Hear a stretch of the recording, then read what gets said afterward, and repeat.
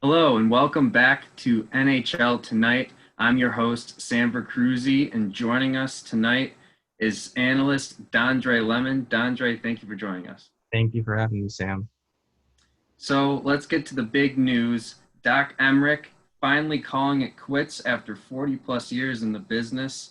What do you think is his lasting legacy after he decides to call it quits?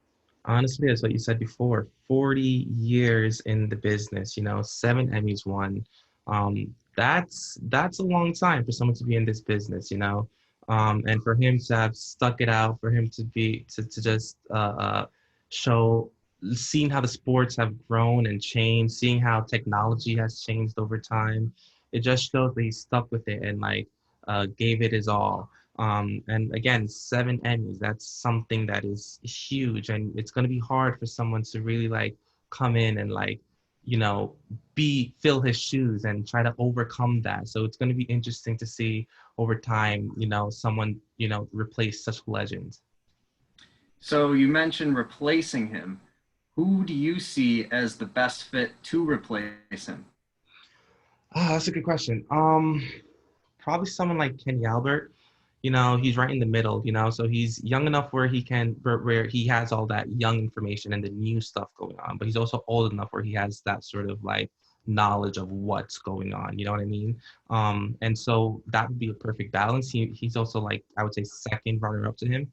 So it's definitely going to be interesting to see if they will take him. I think that he has a great shot for it. But I'd say that would be his replacement for now, and we'll see what happens going forward. So you mentioned Doc's seven straight Emmys, one from 2014 to 2020.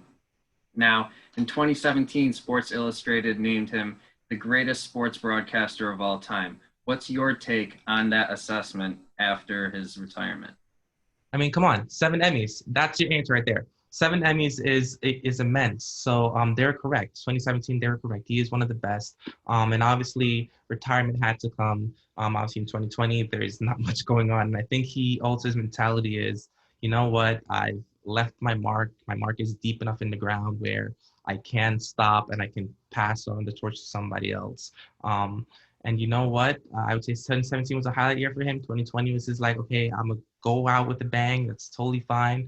And give that space a little bit of extra for somebody else. So I respect the man for what he's done. And honestly, I say as a legend, good job going. Well, Dondre, thank you for your analysis and thank you for joining us.